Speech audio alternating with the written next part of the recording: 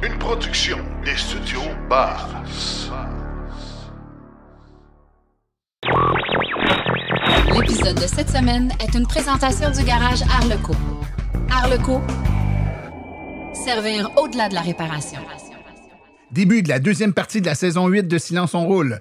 La future Kia EV3 est aperçue aux États-Unis. Les tests ont commencé avec la Jeep Wagoneers S. Les déboires financiers de Lucid et Rivian. Changement à la loi sur les scooters électriques. L'impact de la loi zéro émission sur la disponibilité des véhicules électriques. Chronique par où commencer, comment se préparer à la réception de notre future voiture électrique. Il n'y a pas juste des voitures, on parle de la Apollo RFN Ares. Et en grande entrevue, la gestion de la recharge pour les gestionnaires de parcs de véhicules électriques avec l'entreprise Cléo. Nous, on opère. On est des gens de terrain. On est là pour accompagner ces opérateurs dans cette transition-là.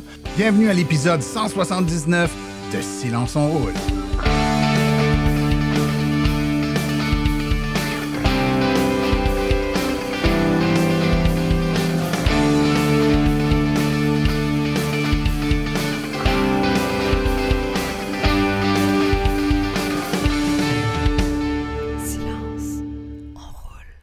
Bonjour tout le monde, mon nom est Martin Chambaud et c'est avec passion et plaisir que j'anime Silence on roule, le balado dédié depuis maintenant 8 ans au transport 100% électrique. Et Silence on roule est également le fier partenaire de l'Association des véhicules électriques du Québec. J'ai envie de vous dire d'entrée de jeu, j'espère que vous avez eu de belles vacances. Pour ma part, ce fut de super belles vacances. On n'est pas allé nécessairement très loin, très longtemps, mais plusieurs petites escapades, plusieurs petites saucettes ici et là aux différents coins du Québec et d'autres provinces limitrophes. On s'est bien amusé, on s'est reposé, on s'est ressourcé. On a croisé plein d'électromobilistes également sur les routes avec qui on a pu échanger, parler. Certains à qui on a appris l'existence de Silence on roule. On a sûrement de nouveaux auditeurs. Je vous salue, messieurs, dames. Pour d'autres, c'était déjà des auditeurs qui ont vu le logo de Silence on roule sur la voiture, qui ont dit « Ah, c'est Silence on roule ». Vous aussi, considérez-vous comme salués, messieurs, dames.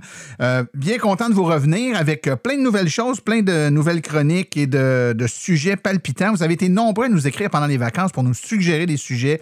J'apprécie beaucoup. Faites-le, s'il vous plaît. Ça nous aide à vraiment mieux orienter les thèmes et les sujets qu'on va traiter. Vous pouvez le faire, évidemment, par écrit à martin@silenceonroule.com, mais une façon intéressante également, c'est de nous laisser un message sur notre boîte vocale. Allez sur notre site web, silenceonroule.com.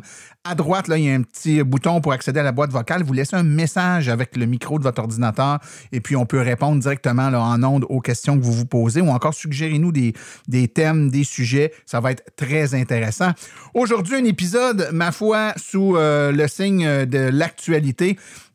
On a une entrevue sur une moto, une petite motocross électrique, mais qui est légale. Hein? On va en parler un peu plus tard. Les lois ont changé sur tout ce qui est scooter électrique, mais cette moto-là là, est bel et bien légale. Écoutez ça avec Philippe Corbeil, très intéressant. C'est notre ami Sébastien Côté, une chronique pour les débutants. Par où commencer? Manquez pas ça sur le site de l'AVEC. Quand vous allez dans la section là, des guides, vous avez le recueil de toutes les chroniques que j'ai fait avec Sébastien. C'est des chroniques pour les débutants, des thèmes de base, mais qui sont importants de bien maîtriser. Aujourd'hui, on vous parle de comment se préparer lorsqu'on sait qu'on va recevoir un véhicule électrique bientôt. On a de la lecture, on a de la préparation à faire pour tirer le maximum de la prise de possession de notre véhicule.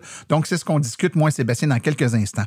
En grande entrevue aujourd'hui, je parle avec Sylvain Cabanetos de l'entreprise Cléo et on va parler de la gestion de la recharge pour les parcs de véhicules, ce qu'on appelle des flottes, là, que ce soit des petits véhicules ou des camions, des petits camions, des gros camions. Lorsqu'une entreprise décide d'électrifier sa flotte de véhicules, il y a un lot de questions qui nous vient en tête. Quel type d'équipement on doit acheter, quel type de véhicule on doit acheter, quel type de borne on doit installer pour se recharger, doit-on recharger en entrepôt, sur la route, comment on doit gérer les multiples véhicules qui devront se partager un certain nombre de bornes. Cléo est là pour vous aider puis vous donner une solution viable bout en bout. Alors, on en parle en détail avec notre ami Sylvain dans quelques instants.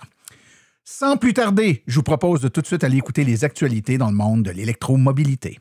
Vous voulez des produits qui permettront d'augmenter la valeur de revente de votre véhicule? Chez Précision PPF Vitres teintées, nous sommes à votre service depuis 2015. Nos maîtres installateurs sont tous certifiés et ont plus de 17 ans d'expérience dans le domaine.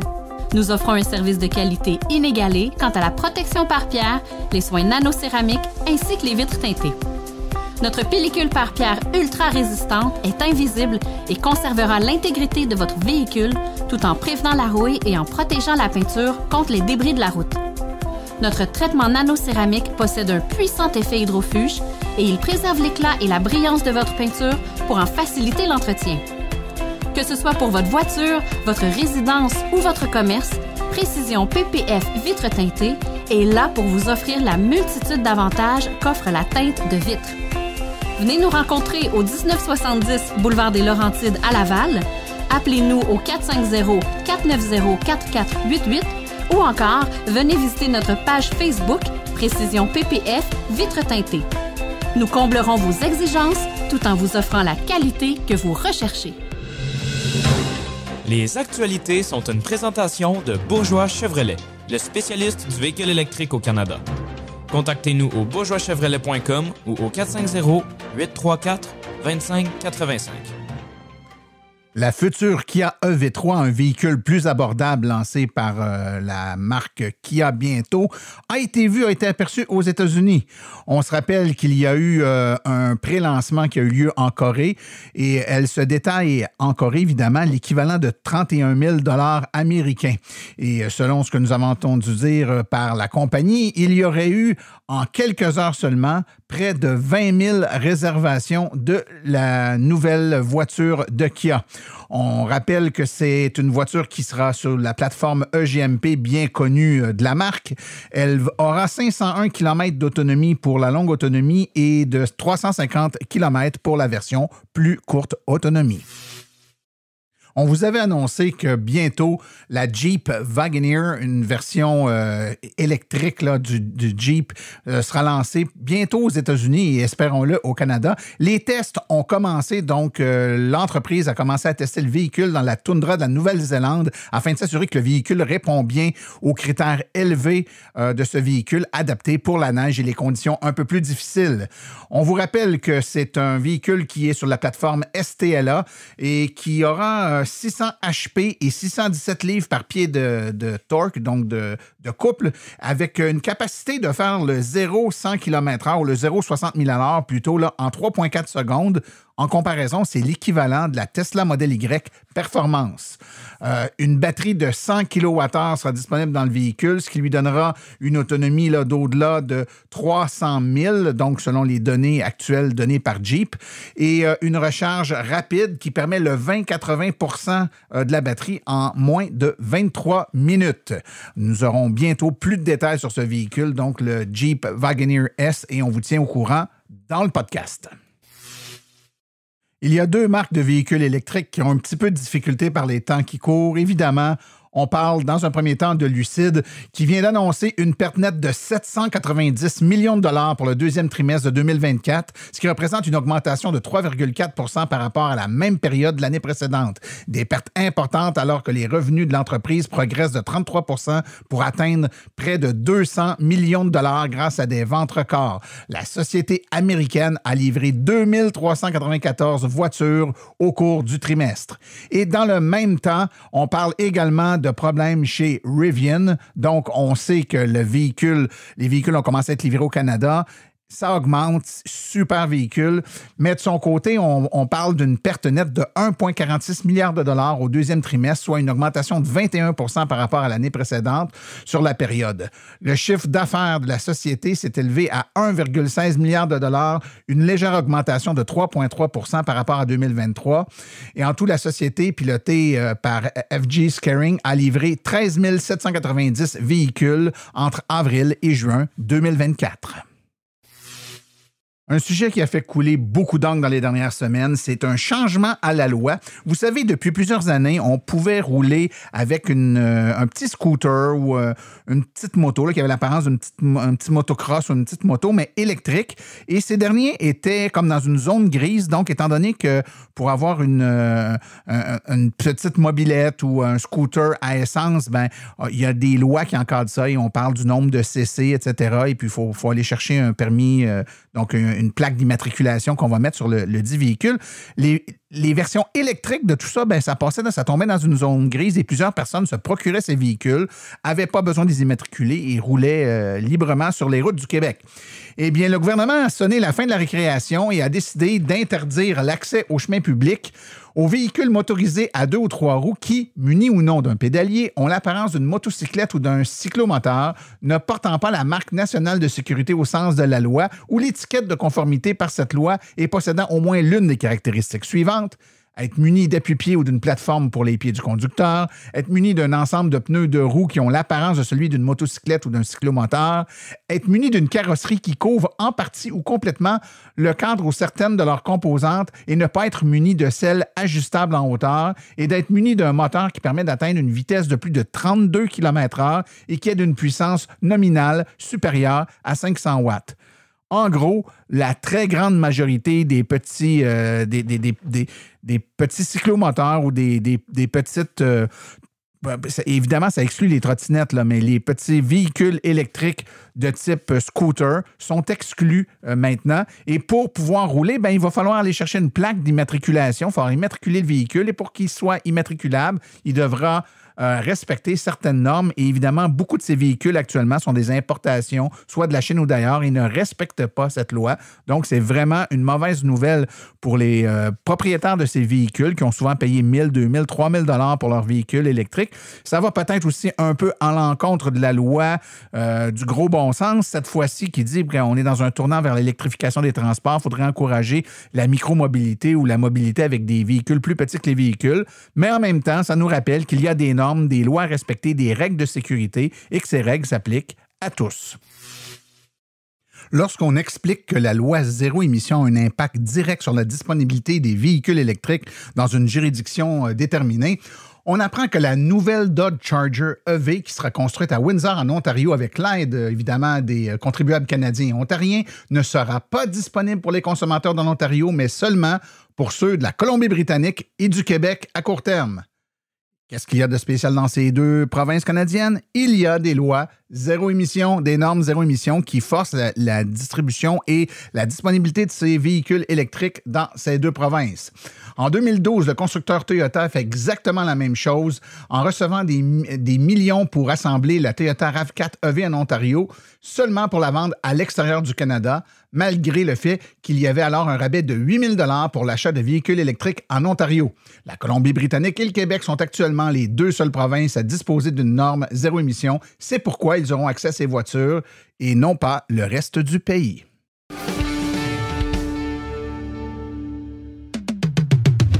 Vous aimeriez avoir une conférence par des vrais professionnels des voitures électriques? Faites confiance aux conférences de Silence on roule. Nous avons une panoplie de conférences allant de 30 minutes à 90 minutes. Pour plus d'informations et pour réserver votre conférence, écrivez à martin@silenceonroule.com. martin@silenceonroule.com.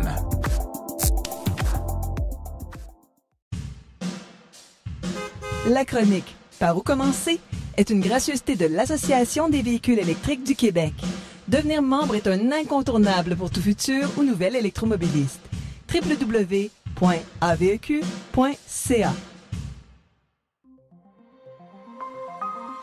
Par où commencer?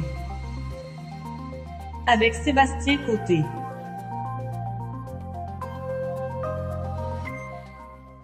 Sébastien Côté, j'espère que tu as eu des belles vacances.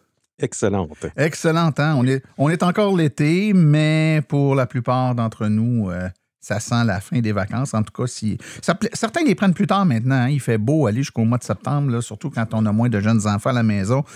Mais quoi qu'il en soit, nous, on est de retour au boulot avec Silence on roule. Et aujourd'hui, tu nous as préparé une chronique fort intéressante qui est un peu axée sur notre préparation en tant que futur acquéreur de voitures électriques. Donc, c'est bon de faire un peu de lecture avant de recevoir notre voiture, n'est-ce pas?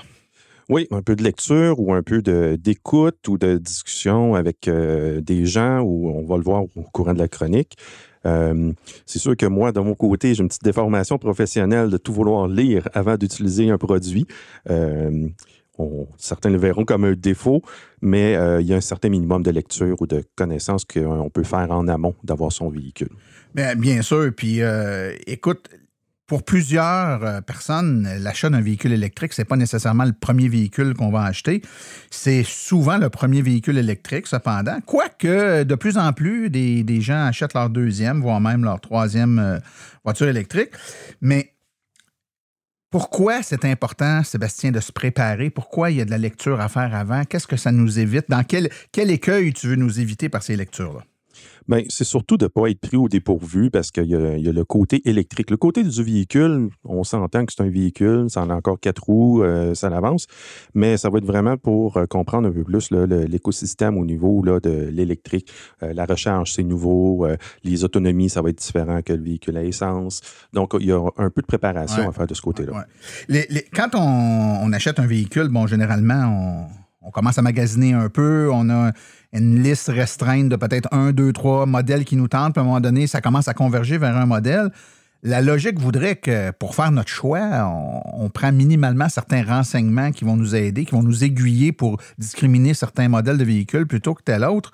Donc, ce que je comprends de ce que tu nous dis, c'est que c'est au-delà de certaines caractéristiques comme la grosseur du coffre arrière ou l'autonomie annoncée par le manufacturier, il faut aller un petit peu plus loin là, que les critères qui nous permettent de choisir quel modèle on va acheter. Il faut essayer de comprendre un peu comment va fonctionner notre véhicule puis aller un peu plus loin. Le concessionnaire à la prise de possession du véhicule ne doit-il pas nous donner de l'information sur le véhicule qu'on achète? Bien, ça serait nécessaire, mais on entend différentes histoires. Il y en a qui commencent vraiment à s'améliorer de ce côté-là parce que c'est une nouveauté, puis le concessionnaire a peut-être une vision là, de la vente du véhicule électrique, mais parfois, certaines livraisons se font un peu trop rapidement. Puis, on ne vous donne pas les informations nécessaires. Donc, vous vous retrouvez chez vous puis vous dites, bon, comment ça fonctionne? Oui, la technologie évolue beaucoup. Puis, c'est vrai autant dans les véhicules à essence que les véhicules électriques, ceci dit, mais on est loin de l'époque où on avait 4-5 boutons sur le tableau de bord qui étaient des interrupteurs on-off. Là. Maintenant, c'est des écrans comme un ordinateur avec des menus, des sous-menus, des sous-sous-menus. Le concessionnaire ou le vendeur n'a souvent pas le temps d'aller dans toutes les fonctionnalités, dans toutes les subtilités. Et parfois, certaines fonctionnalités de base sont bien cachées dans les sous-menus, c'est-à-dire que quelque chose qu'on utilise souvent, qu'on aurait mis très accessible d'un bouton sur le tableau de bord, et dans le troisième sous-menu, et si on ne l'a pas trouvé, bien, on se pose des questions. Je te propose, Sébastien, qu'on sépare ça donc en deux grandes catégories. Là. Donc, l'information sur le véhicule comme tel, comme on ferait avec n'importe quel véhicule, puis tout ce qui est plus propre aux voitures électriques. Allons-y avec le véhicule comme tel. Quelles sont ces informations-là qu'on doit aller chercher? Bien, il y a deux choses primaires. Il y a le guide du propriétaire, du manufacturier, puis aussi quelques lectures peut-être sur des groupes de discussion sur Facebook.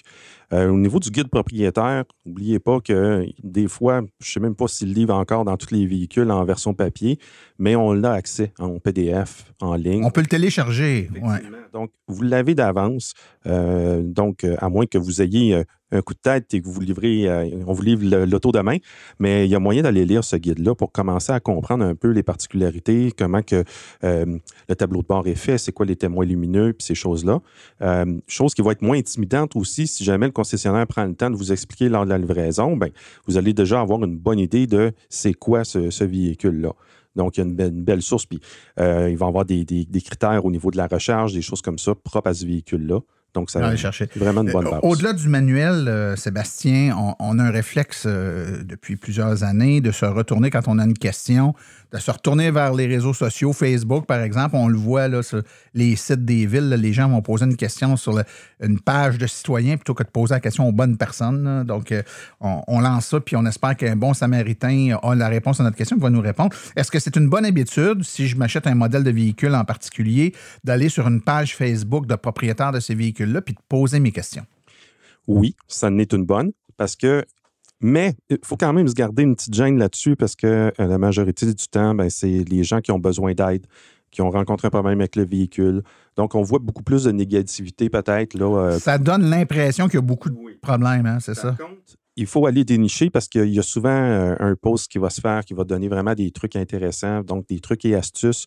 Une question que vous vous posez vous-même, là, finalement, il y a quelqu'un qui l'a posé cette semaine. Donc, vous pouvez en apprendre de ça. Il y a quand même une bonne source d'information. Ouais. Puis, ce que je trouve intéressant, Sébastien, de ce que tu dis là-dessus, puis, tu sais, souvent, comme tu as dit, il y a un bémol. Puis moi, je te dirais un bémol, c'est dans un sens, un dièse, c'est dans l'autre sens. Moi, je vais te donner un dièse.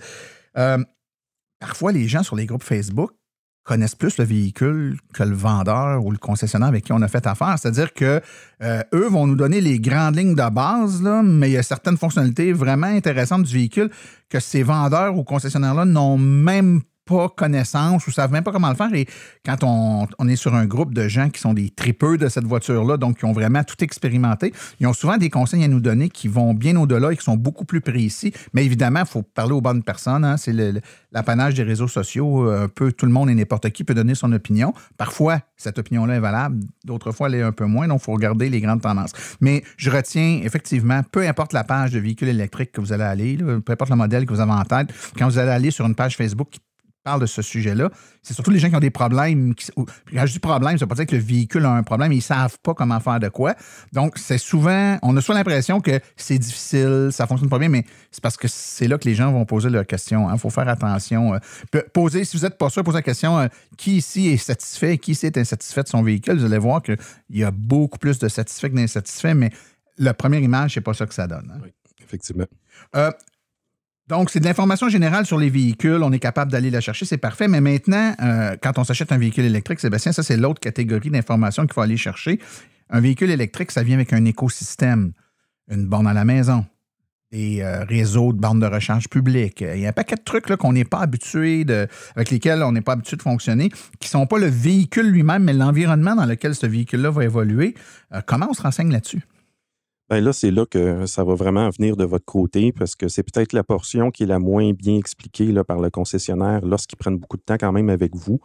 Vraiment, ça serait bon d'aller en connaître un peu plus d'avance, de savoir c'est quoi de vivre avec un véhicule électrique. Parce que, on t'a parlé de la recharge, mais l'autonomie, la recharge, il y a différents guides qui vont exister. Là, mettons, sur le site de l'AVEC, on a des guides sur des lectures, des capsules audio, vidéo, de l'utilisation en hiver, les avantages de la plaque verte, les différents abonnements, les réseaux de recharge. Est-ce que je dois m'abonner à 8 réseaux? Donc, on a beaucoup de textes là-dessus qui vont vous permettre d'avoir un peu l'heure juste puis de ne pas être pris par surprise, puis même vous préparer d'avance à la venue de votre véhicule.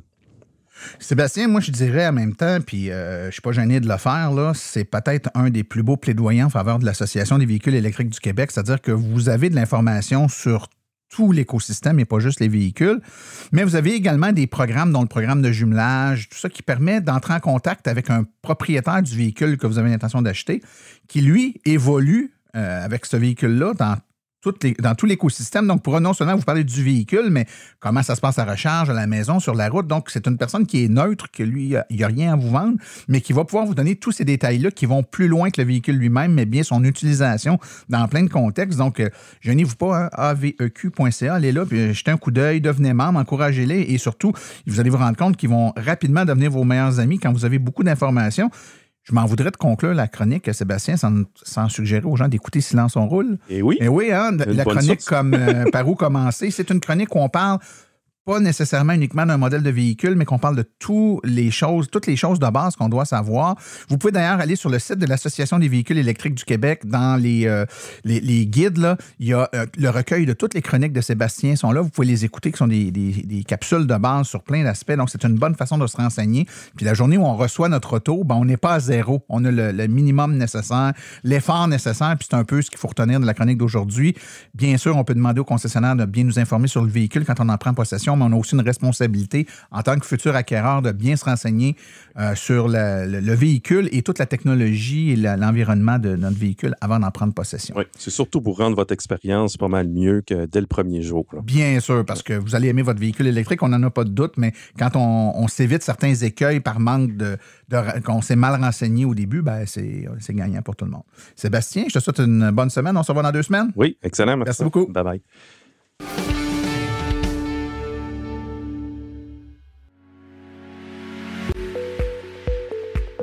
Vous venez de faire le saut vers l'électrique et devez réfléchir à vos recharges. Vous voulez une borne au chalet? Vous voulez une solution rapide et sans embûches? Il n'y a qu'une solution, Hydro Solutions. Depuis plus de 60 ans, Hydro Solutions est une entreprise québécoise de confiance.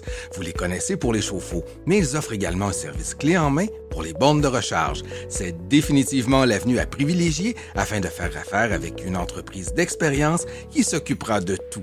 Demandez une soumission gratuite et sans engagement de votre part au www.hydrosolutions.com. Une seule visite sur leur site web vous permettra de constater la simplicité avec laquelle vous pouvez entamer une démarche afin qu'ils prennent tout en charge. L'analyse de votre situation, l'installation d'une borne de qualité par un installateur certifié et même, au besoin, le financement sur 24 ou 48 mois. Par la suite, en cas de problème, leur équipe d'experts est là pour vous. Hydrosolutions, leur mission, vous simplifier la vie.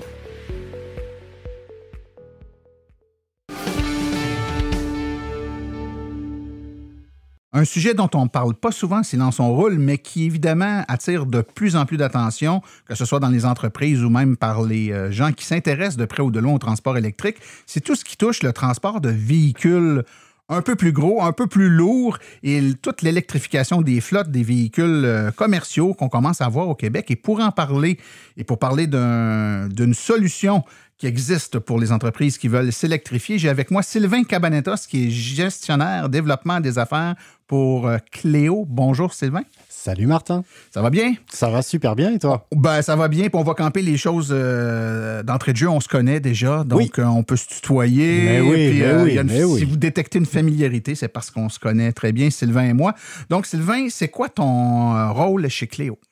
Donc, moi, tu l'as mentionné, je suis au développement des affaires. Donc, mon rôle, c'est vraiment d'accompagner les entreprises, je dirais, dans leur transition. Ça correspond à la mission de Cléo. Notre mission, c'est tout simplement d'accélérer la transition électrique chez les opérateurs de parcs de véhicules et s'assurer vraiment de leur réussite de cette transition-là. OK. Donc, Cléo, là, pour les gens qui entendent ça, qui sont pas trop sûrs, donc, qui vous êtes? Vous êtes une entreprise privée? Vous êtes une entreprise... Définis-moi. Qui on est? Cléo, on est une filiale d'Hydro-Québec, donc on est détenu à 100% par Hydro-Québec. Ceci étant dit, on a des visées qui sont commerciales. Comme je disais, notre rôle, ça va être de s'assurer que cette électrification se passe pour le mieux. Et puis, en fait, Cléo, c'est vraiment d'aider les opérateurs, j'en ai parlé. Donc, on travaille avec qui? Cléo, on travaille avec notamment des joueurs dans le transport scolaire qui n'ont pas eu le choix de s'électrifier au niveau du transport scolaire, hein, on le sait. Ça peut être aussi des transporteurs de marchandises, des livreurs de colis, ça peut être des véhicules de service. Vous avez une flotte de véhicules, vous tentez de l'électrifier, puis vous avez besoin de support, c'est là où nous, on va venir intervenir. OK. Donc, est-ce que vous êtes l'équivalent d'un bureau de consultant pour quelqu'un là, qui dit « je veux m'électrifier, je ne sais pas par quel bout prendre ça, il faut que je pense aux bornes, il faut que je pense à l'impact sur mes factures d'électricité, il faut que je pense à quel type de camion je veux, je vous appelle puis vous essayez de régler tout ça. C'est comme ça que ça fonctionne? » Presque. Presque. On va venir aider effectivement avec un premier service qui va être un service clé en main, donc dans l'accompagnement du dimensionnement, sélection de l'infrastructure de recharge. Mais là où on va se démarquer, c'est que dans cet accompagnement clé en main, tu disais tout à l'heure, consultant, on ne fait pas que ça. Nous, on opère. On est des gens de terrain. On est là pour accompagner ces opérateurs dans cette transition-là. Et donc, ce qu'on va venir faire, c'est qu'une fois qu'on a fait cette première partie d'analyse qui est nécessaire, indispensable, puis on pourra en parler un petit peu après parce que dans le dimensionnement, notamment de l'infrastructure, on voit qu'il y a des choses qui sont à faire et à ne pas faire. Et puis derrière, ce qu'on va venir faire, c'est venir faire le déploiement de cette infrastructure de recharge. Et puis aussi, derrière, on va accompagner dans son exploitation parce que c'est un nouvel actif que les opérateurs ont sur leur terrain et il faut s'en occuper.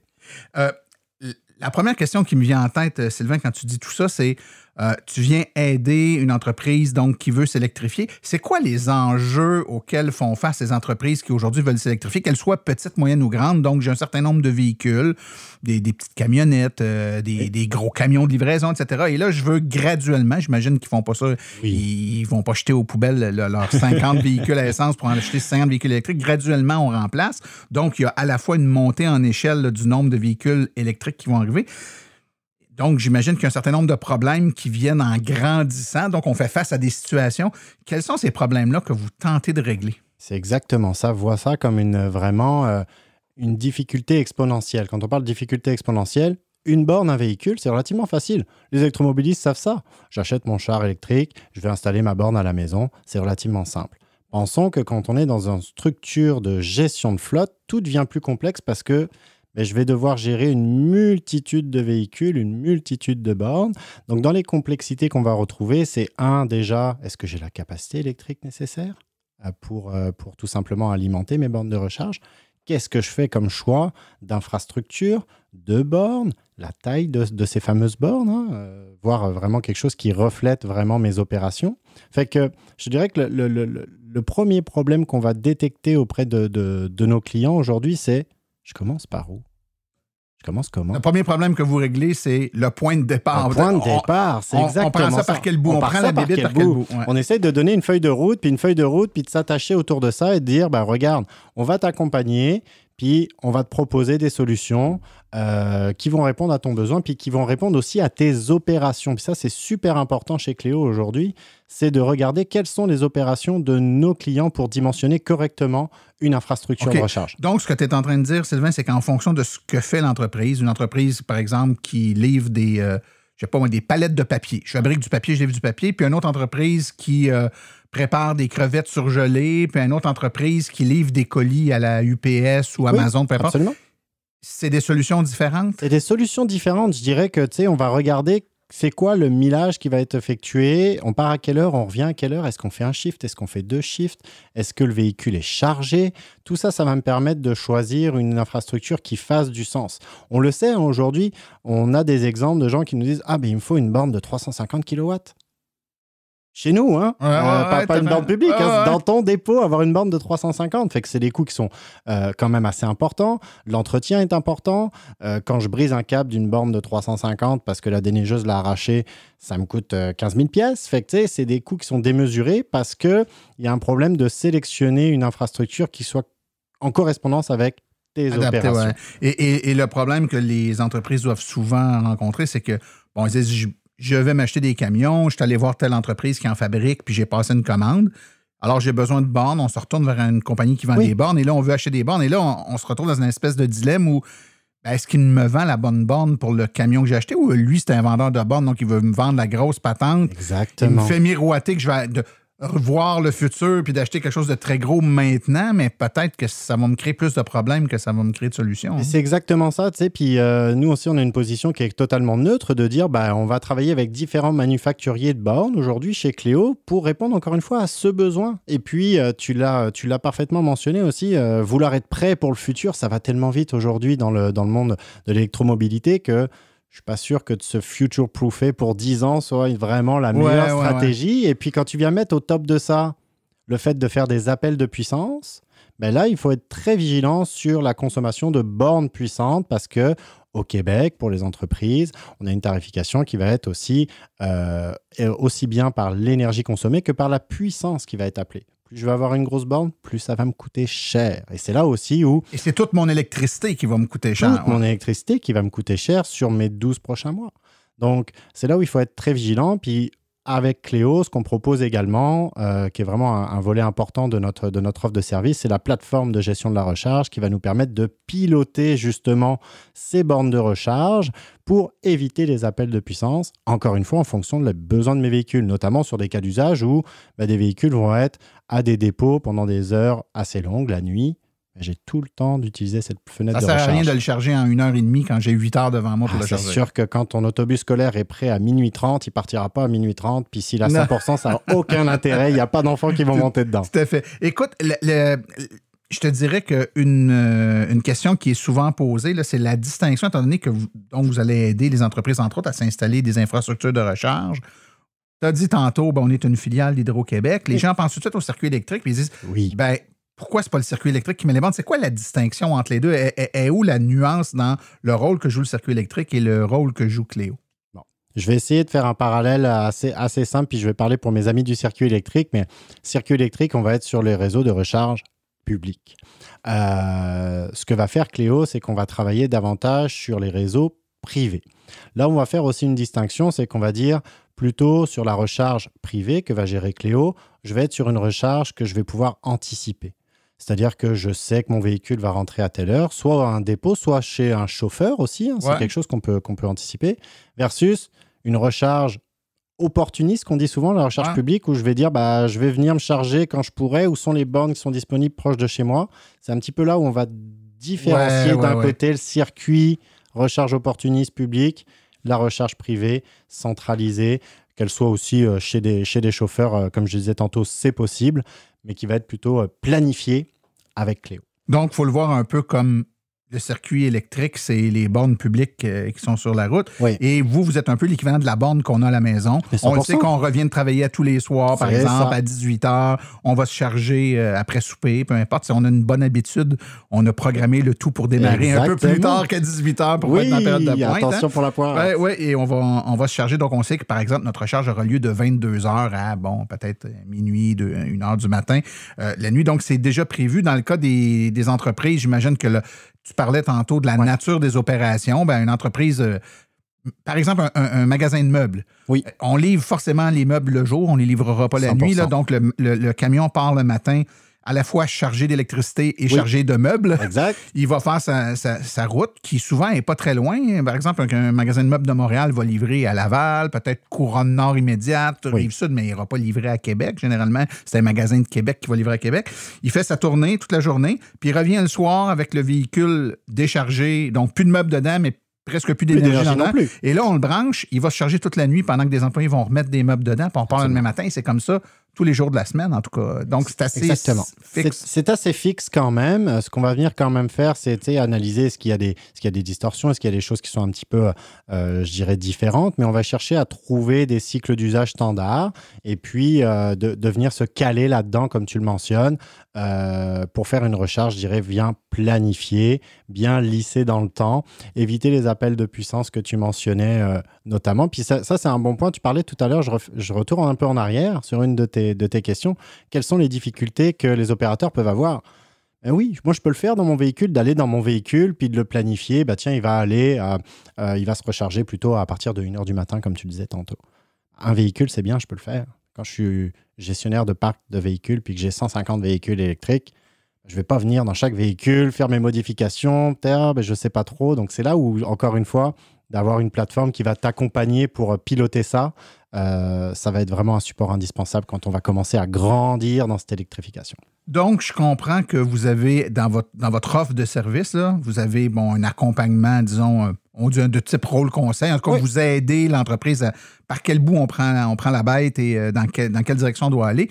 Et là, vous allez les aider à la fois en installant ce qu'on appelle le hardware, donc la quincaillerie, tout ce qui est électrique, les bornes, tout ça, mais également du côté logiciel, donc avec un logiciel qui aide à, appelons ça la logistique de recharge, quel véhicule en premier, jusqu'à quel niveau de charge, à quelle vitesse, pour faire en sorte qu'on optimise les recharges et que les véhicules sont prêts au bon moment et non pas qu'on y va nécessairement en course inutile si on n'en a pas besoin. Exactement ça. Si on reprend un peu les services qu'on propose aujourd'hui, je te disais tout à l'heure, une formule clé en main dans le déploiement de l'infrastructure, donc de se dire toute la quincaillerie, effectivement, le design électrique, les plans, le déploiement de cette infrastructure, le choix, les transformateurs, les switchgear, etc.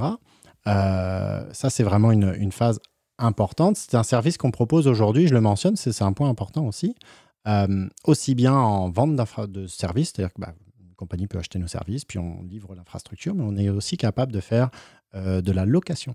Donc, ça, c'est intéressant. C'est-à-dire que l'entreprise qui a peur, par exemple, d'investir, de savoir où est-ce qu'ils vont. Genre de gestion de risque. J'ose pas acheter tel équipement parce que peut-être que dans 1 an, 2 ans, 3 ans, ça sera passé date ou la technologie va avoir évolué. C'est beaucoup d'argent.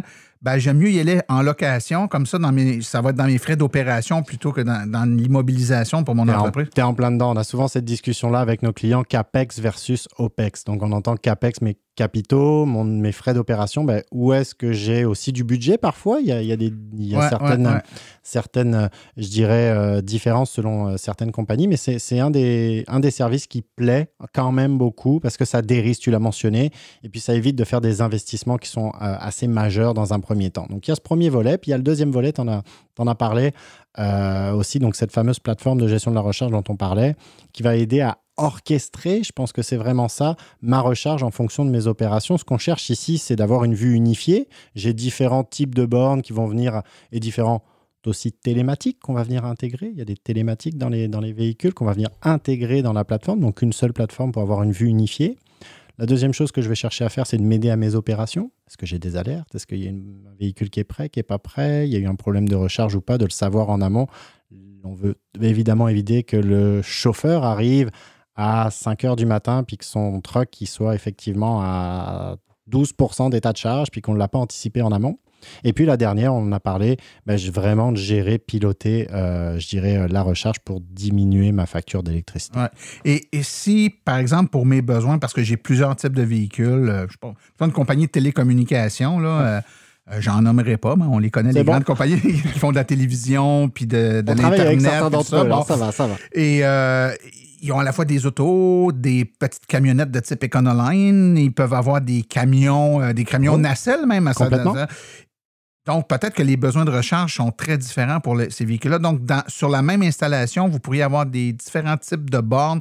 Donc, ce que je veux dire, c'est pas uniquement 1, 2, 3, 5 bornes identiques que vous pouvez gérer une borne d'une marque, d'une puissance X, avec une borne d'une marque Y avec une autre puissance, puis tout ça, tout ensemble. C'est un bon point. Tu sais, mes amis de l'Institut du véhicule innovant disaient souvent, pardon pour l'anglicisme, mais one size does not fit all.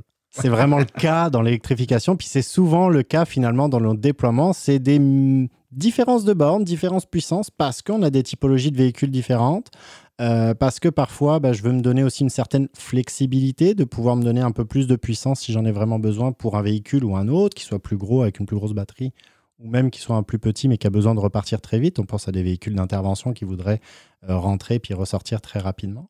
Donc il y a vraiment une multitude comme ça de choix qui sont faits. Puis ça, c'est ce qu'on met sur la table dans la première phase en disant, bon, OK, nous, on pense avoir compris vos opérations.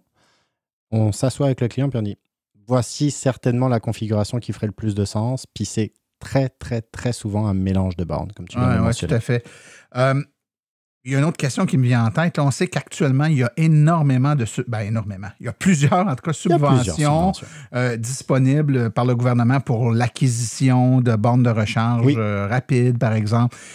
De quelle façon vous êtes intégré à ça? C'est-à-dire que est-ce que si je prends votre service, j'ai plus accès aux subventions? Est-ce que si vous prenez un projet, j'ai encore accès aux subventions et vous la gérez de votre côté sur les bornes que vous allez mettre? Comment c'est intégré tout ça? Alors déjà, c'est oui, profitons-en. Au Québec, on est chanceux, on a des belles subventions pour l'infrastructure de recharge. Comment ça se passe? Quand on est dans le modèle locatif, comme on en parlait tout à l'heure, ce qu'on va faire, c'est qu'on va aller chercher les subventions au nom de Cléo. C'est Cléo qui va être le demandeur des subventions et qui va appliquer une tarification nette de subventions pour notre client final. Donc, au prorata, c'est comme ça que ça va? En fait, c'est ça, c'est que lui, on va aller chercher un montant, prenons les exemples qu'on connaît bien, 60 000 $ maximum pour une borne de niveau 3. Ce 60 000 $, on va le mettre tout de suite sur la table pour diminuer la mensualité. OK. Ça, c'est vraiment, l'avantage de nos clients parce qu'ils ont des prix nets de subvention. Si jamais on leur vend l'infrastructure, ce qu'on va faire, c'est qu'on va les accompagner dans la demande de subvention. Mais c'est eux qui vont faire il faut qu'ils soient demandeurs. Donc, on sait comment ça marche. Puis, dépendamment des programmes, parfois, ça peut prendre du temps avant de recevoir sa subvention. Donc, c'est de l'argent que j'ai mis sur la table puis que j'attends d'avoir le retour. Oui, tout à fait. Mais c'est quand même intéressant de voir que le fait de faire affaire avec votre service ne coupe pas les subventions. Absolument. Au contraire. Écoute, le temps file vraiment ça va vite, très rapidement. Oui, ça va vite. C'est quoi l'avenir? Vers où ça s'en va? Donc, si tu avais une boule de cristal, là, à la fois le monde du transport, donc des flottes de véhicules électriques et des solutions que Cléo peut ou pourra apporter dans le futur. Le volet, alors le premier, écoute, moi je pense qu'il y a vraiment un bel enthousiasme de la part des transporteurs d'aller vers les solutions électriques. Alors c'est sûr qu'aujourd'hui on ne fera pas du long haul, mais pour des livraisons ou en tout cas pour des utilités plutôt urbaines, périurbaines, on voit vraiment une forte volonté des entreprises d'aller dans ce sens-là. Donc il y a quand même, je trouve, une belle poussée de véhicules électriques dans les flottes. Il y a aussi les donneurs d'ordre qui sont quand même à pousser puis à dire moi aussi j'aimerais que finalement tu fasses mon transport de marchandises ou que tu fasses mon transport tout simplement d'employés de manière électrique. Donc ça aussi, ça favorise pour que les entreprises achètent ces véhicules. Puis après, je te dirais, chez Cléo, on a toujours plein de projets. Plein de choses. Je vois des choses arriver quand même notamment autour de tout ce qui est V2X. On en a parlé de plus en plus. Véhicules, tout, soit le grid, soit les bâtiments. On a actuellement un projet pilote avec la ville de Victoriaville pour faire du véhicule tout bâtiment. Donc, on retourne l'énergie finalement du véhicule vers le bâtiment en cas de panne.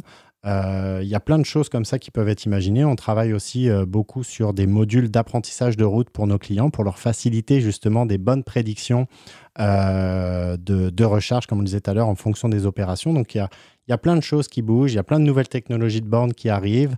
Donc, ça continue, ça va vite. Ah ouais, ça, on n'a pas fini d'en voir. On n'a pas fini d'en voir.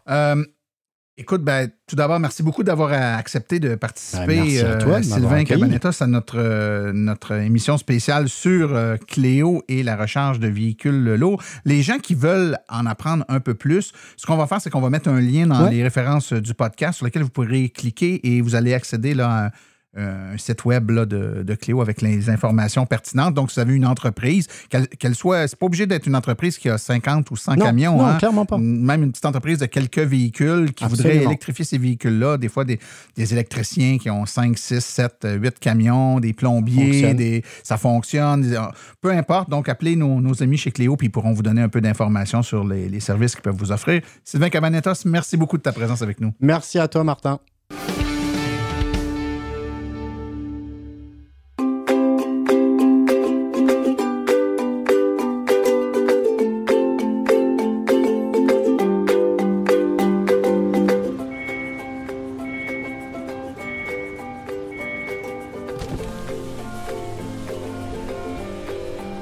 C'est vrai que ça brise moins, mais il y a quand même un minimum d'entretien à faire sur nos voitures électriques. Quand est venu le temps de faire l'entretien de mon véhicule, j'ai choisi de faire confiance à l'équipe d'Arleco plutôt que le concessionnaire. Ça fait maintenant 3 générations que cette entreprise familiale chouchoute nos voitures et ils ont été parmi les premiers à s'engager activement dans l'électrification des transports tout en adoptant des procédures et des produits sains pour l'environnement. Avec ses techniciens spécialement formés à l'entretien et réparation des voitures hybrides et électriques, Arleco nous offre aujourd'hui la même qualité de service sur nos VE qu'elle a toujours livré depuis bientôt 40 ans. De plus, chez Arleco, j'obtiens 10 % de rabais sur la main-d'œuvre et les traitements anti-rouille avec ma carte membre hors de l'AVEC. Arleco Génération 3, 8470 Boulevard Parkway à Anjou, 514-352-1446 ou arleco.ca. Arleco, servir au-delà de la réparation.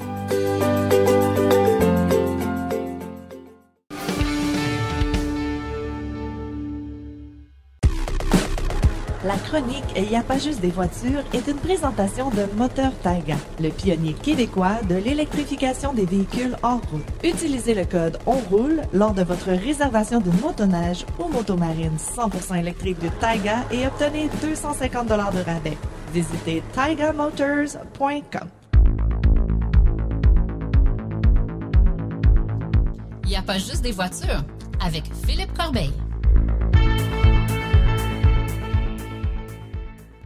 Bonjour, aujourd'hui je fais un retour au complexe EV à Saint-Hyacinthe, un endroit vraiment intéressant qui a plusieurs types de véhicules électriques et aujourd'hui je suis avec Alex et Alex, tu me présentes quelque chose de vraiment bien, là, une petite moto électrique, là. Peux-tu m'en dire plus? Yes. Salut Philippe, oui, effectivement, j'aimerais ça te parler de mes amis de chez Apollo Motors, en fait. Ils ont sorti une motocross électrique qui s'appelle la RFN Ares et c'est la première motocross électrique pouvant être immatriculée sur nos routes. En fait, elle est considérée comme un scooter, une mobilette, donc pas besoin du permis de moto. Donc, un jeune là, de 14 ans qui a sa formation de scooter qui dure environ une fin de semaine peut conduire là, cette belle machine électrique-là. Là.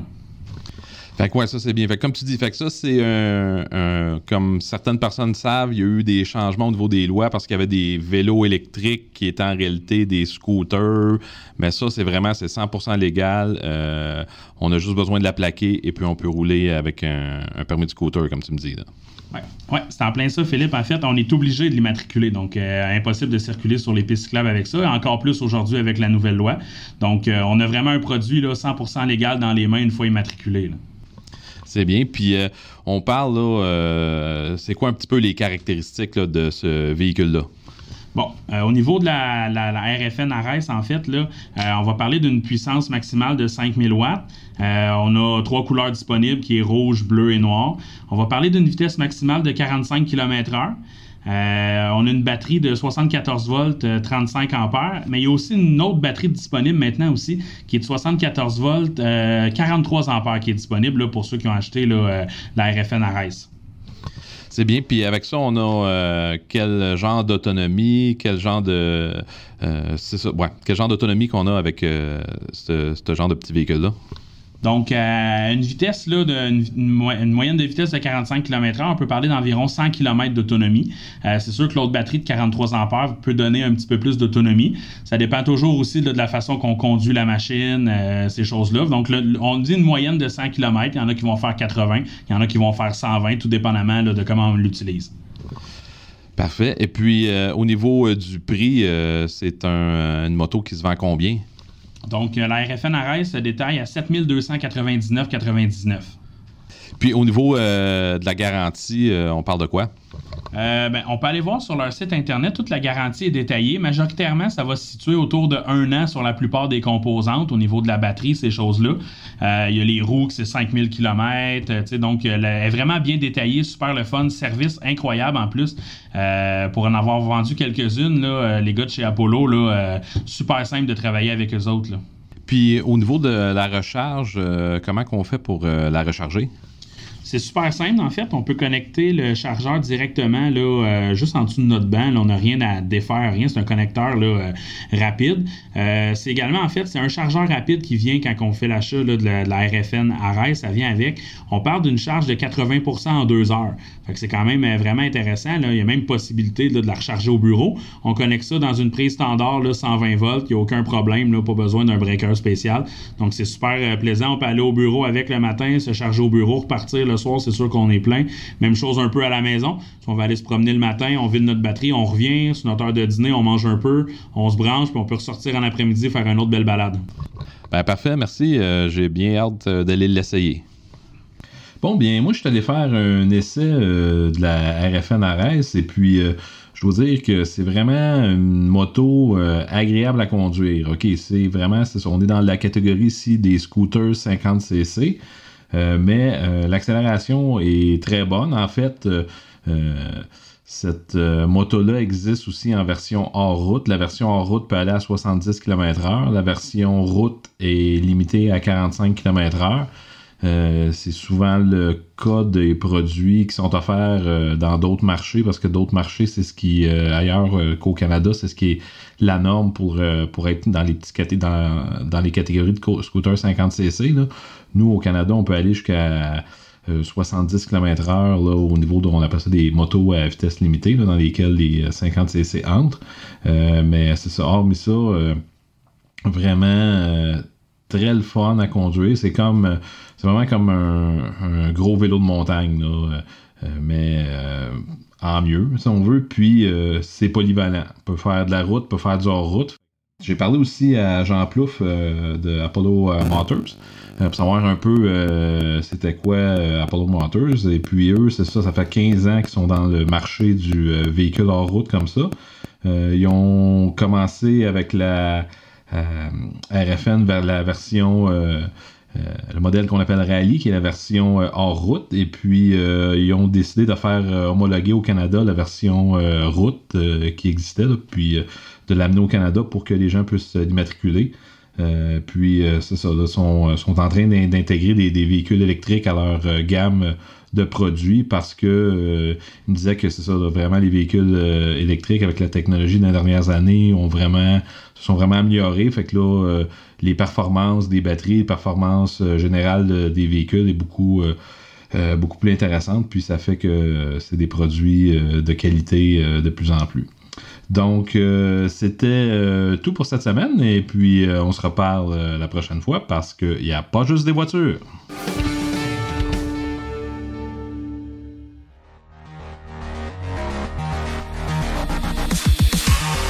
Les parcs de véhicules devront s'électrifier. Et qui pense électrification d'un parc de véhicules pense à Fizz Électrique Énergie Intelligente. Voilà une entreprise qui prêche par l'exemple. Elle est elle-même une entreprise zéro émission avec sa flotte 100% électrique. On ne parle pas juste d'installateurs d'équipements ici. On parle d'une entreprise qui a été parmi les premières à s'électrifier. Elle a donc le véhicule expérience pour vous accompagner et ce de façon réaliste et adaptée. Avec presque 2000 installations de bornes électriques depuis 2012, Fizz possède à son actif plusieurs projets majeurs en déploiement de parcs d'autobus scolaires, de véhicules lourds, de véhicules légers, ainsi que plusieurs sites de concessionnaires. Vous serez accompagné de A à Z dans vos projets, de l'étude de besoins à la conception, l'installation et la vérification des stations. Les meilleurs produits répondant à vos besoins vous seront proposés.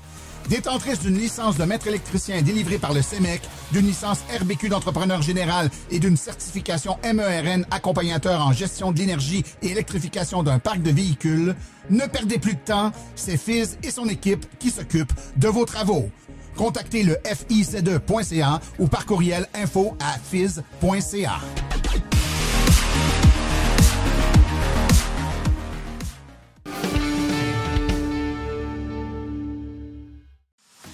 Voici les activités à venir dans les prochaines semaines dans le monde de l'électromobilité. Pour le moment, 3 activités à prévoir dans votre calendrier. L'AVEC se recharge à la Family Fête et tir de tracteur antique à l'Épiphanie. C'est le 17 août de 10h à 16h. C'est au Loisirs et Sport Lanaudière au 331 rang du Bas-Lachigan à l'Épiphanie. Donc, de l'information et vous pouvez essayer des voitures électriques. L'AVEC répond aux questions à un barbecue Volkswagen de Montréal. C'est le 23 août 2024. Les informations suivront sur le calendrier de l'AVEC. Et finalement, l'AVEC se recharge au Festival des Montgolfières de Gatineau. C'est le 31 août jusqu'au 1er septembre au Parc de la Baie, à la rue des Montgolfières à Gatineau. Donc, information, kiosque sur les voitures électriques. Toute l'information dans le calendrier de l'AVEC. Ceci conclut l'épisode d'aujourd'hui. Remerciements sincères à nos invités et collaborateurs, Sylvain Cabanetos, Sébastien Côté, Philippe Corbeil. À la recherche, Martin Archambault et Stéphane Levert. Merci à tous nos chroniqueurs, Laurent Gigon, Claude Gauthier, Stéphane Levert, Philippe Corbeil, Sébastien Côté, Cédric Ingrand et Daniel Rochefort. Communication, Marie-Hélène Hamelin. Thème musical, François Villot, Luc Poirier et Marie-France Falardeau. Réalisation et production, Les Studios Basses. Un gros merci spécial à Arleco, notre commanditaire principal, ainsi qu'aux autres annonceurs qui rendent l'émission possible, soit Hydro Solutions, Précision PPF Vitre Teintée, Fizz Électrique, Bourgeois Chevrolet, Création L'Escarmot, UAP Napa, Taiga Motors, le groupe Énergie Canada, ainsi que Roulon Électrique et l'Association des voitures électriques du Québec. La reproduction est permise, mais nous apprécierions en être avisés. Les questions sur le balado doivent être adressées à martin@silenceonroule.com et pour l'information générale sur les voitures électriques, visitez plutôt le www.aveq.ca.